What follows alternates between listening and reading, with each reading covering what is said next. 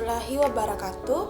Perkenalkan, nama saya Yuliana, NIM C01235504, kelas Manajemen G 2023. Di sini saya akan mempresentasikan 7 materi. Yang pertama, ruang lingkup manajemen keuangan. Yang kedua, ada tingkat bunga. Yang ketiga, peranan bank dalam pasar uang. Yang keempat, teori penawaran uang. Kelima, kebijakan moneter. Keenam, ada inflasi. Dan yang ketujuh, standar moneter internasional. Yang pertama, saya akan menjelaskan pengertian moneter dan perbankan.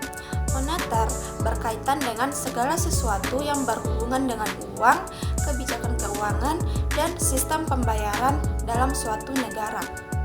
Dalam ekonomi, moneter merujuk pada kebijakan yang dibuat oleh bank sentral untuk mengontrol jumlah uang yang beredar, suku bunga, dan inflasi guna menjaga stabilitas ekonomi.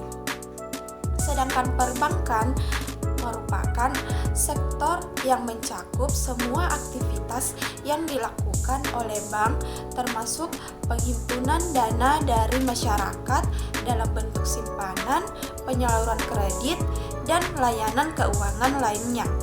Perbankan memiliki peran penting dalam perekonomian, terutama dalam mendukung kelancaran sistem moneter dan stabilitas keuangan suatu negara. Selanjutnya, tingkat bunga. Menurut Keynes, tingkat bunga ditentukan oleh permintaan dan penawaran uang, bukan oleh tabungan dan investasi secara langsung. Permintaan uang didorong oleh 3 motif. Yang pertama, motif transaksi, motif berjaga-jaga, dan motif spekulasi.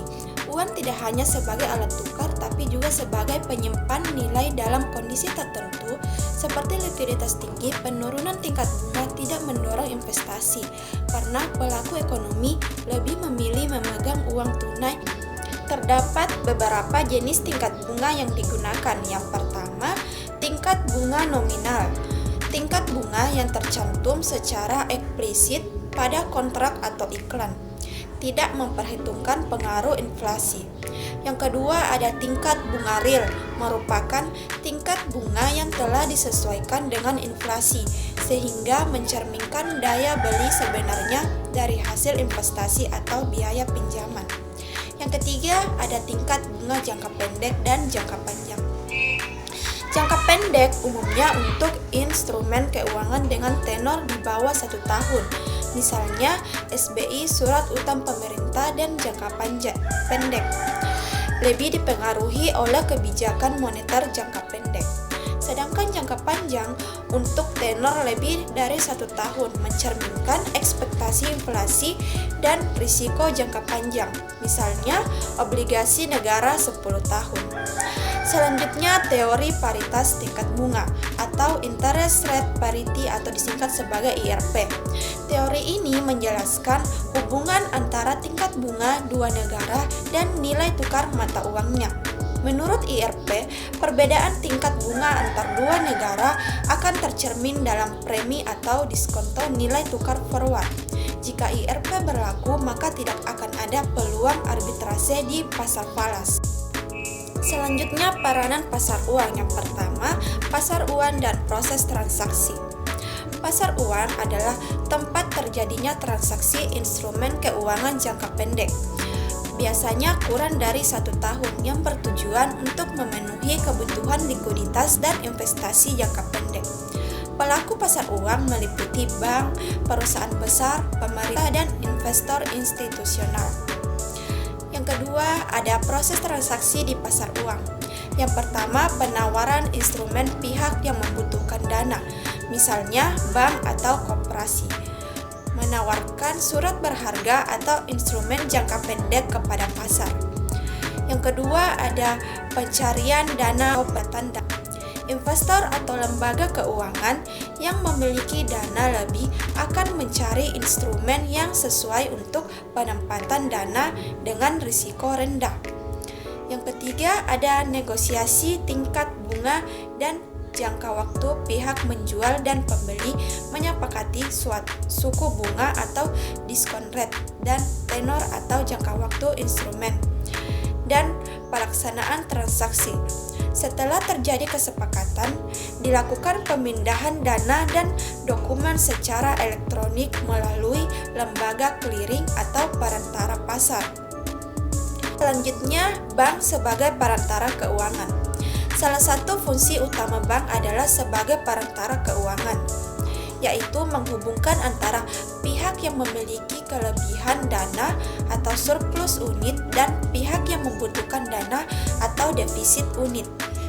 Dalam hal ini, bank menghimpun dana dari masyarakat melalui simpanan seperti tabungan, giro, dan deposito lalu menyalurkannya kembali dalam bentuk kredit atau pinjaman kepada individu, bisnis, maupun institusi.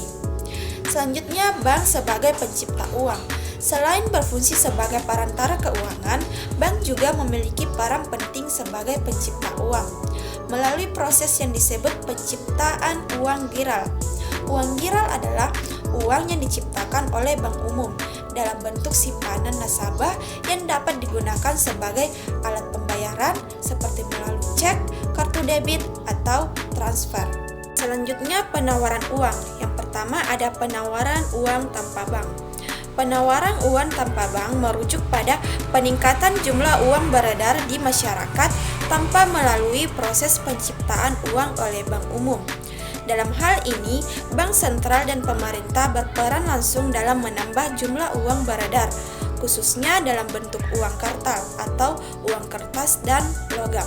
Yang kedua, teori penawaran uang modern menjelaskan bagaimana jumlah uang yang beredar dalam perekonomian ditentukan melalui interaksi antara bank sentral, bank umum, dan masyarakat. Dalam pendekatan ini, penawaran uang tidak hanya tergantung pada pencetakan uang fisik, tetapi juga dipengaruhi oleh proses penciptaan uang giral oleh bank melalui penyaluran kredit. Selanjutnya, pelipat uang atau money multiplier adalah konsep dalam teori moneter modern yang menggambarkan seberapa besar jumlah uang yang bisa diciptakan dari setiap satu unit basis moneter atau uang kartal ditambah cadangan bank di bank sentral. Proses ini terjadi melalui mekanisme penciptaan uang giral oleh bank umum saat menyalurkan kredit. Selanjutnya, kebijakan moneter. Yang pertama, pengendalian jumlah uang beredar. Pada hakikatnya merupakan salah satu bagian dari kerangka kebijakan moneter yang dilaksanakan otoritas moneter. Sesuai dengan tujuan kebijakan moneter, pengendalian jumlah uang beredar pada umumnya dimaksudkan untuk menjaga kestabilan nilai uang dan mendorong kegiatan ekonomi. Adapun pengendalian jumlah uang beredar mempunyai peranan yang sangat strategis dalam kerangka kebijakan ekonomi makro karena adanya keterkaitan antara uang dan variabel-variabel ekonomi lainnya. Pengendalian jumlah uang beredar dimaksudkan agar otoritas moneter dapat mempengaruhi nilai uang sedemikian rupa sehingga perkembangannya akan mendorong perkembangan perekonomian yang diinginkan termasuk menekan laju inflasi. Yang kedua ada ketidakpastian dan jarak waktu dalam kebijakan moneter. Dalam pelaksanaan kebijakan moneter, bank sentral menghadapi dua tantangan utama, yaitu ketidakpastian dan jarak waktu. Kedua faktor ini membuat dampak kebijakan tidak selalu langsung terlihat dan kadang bisa menimbulkan efek samping yang tidak diinginkan.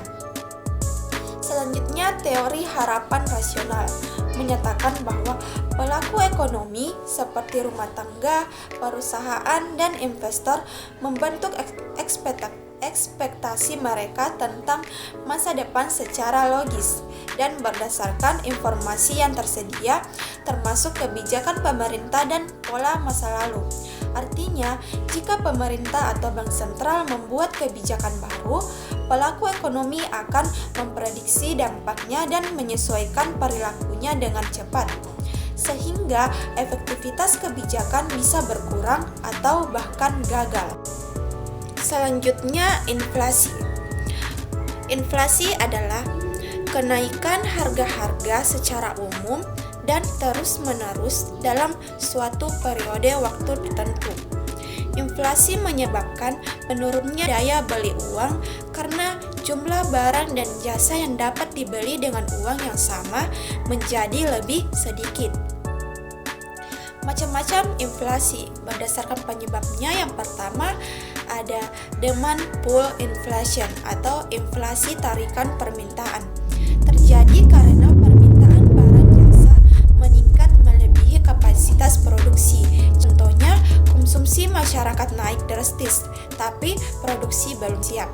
Yang kedua ada cost push inflation atau inflasi dorongan biaya. Terjadi karena kenaikan biaya produksi seperti upah atau harga bahan baku. Yang keempat, inflasi struktural disebabkan oleh kendala dalam sistem ekonomi seperti distribusi yang buruk atau infrastruktur lemah. Mengapa inflasi terjadi? Nah, yang pertama ada permintaan masyarakat meningkat tajam. Yang kedua, biaya produksi naik seperti upah, energi, bahan baku. Yang ketiga, kenaikan harga barang impor dan nilai tukar melemah. Yang keempat, ada kebijakan moneter longgar atau uang beredar terlalu banyak. Selanjutnya, standar moneter internasional. Standar moneter internasional adalah sistem yang digunakan oleh negara-negara di dunia untuk mengatur nilai tukar mata uang, cadangan devisa, dan hubungan keuangan antar negara. Sistem ini berfungsi untuk menciptakan stabilitas dalam perdagangan dan keuangan global. Selanjutnya, beberapa saran terhadap standar moneter internasional. Yang pertama, mendorong diversifikasi cadangan devisa. Yang kedua, mengurangi dominasi satu mata uang, misalnya dolar Amerika Serikat, demi stabilitas global. Yang ketiga, meningkatkan peran mata uang regional seperti euro, yuan, atau SDR atau Special Drawing Rights. Yang keempat, meningkatkan koordinasi global negara-negara dan lembaga seperti IMF harus memperkuat kerjasama untuk menghadapi krisis bersama. Sekian presentasi dari saya, kurang lebih mohon dimaafkan. Wassalamualaikum warahmatullahi wabarakatuh.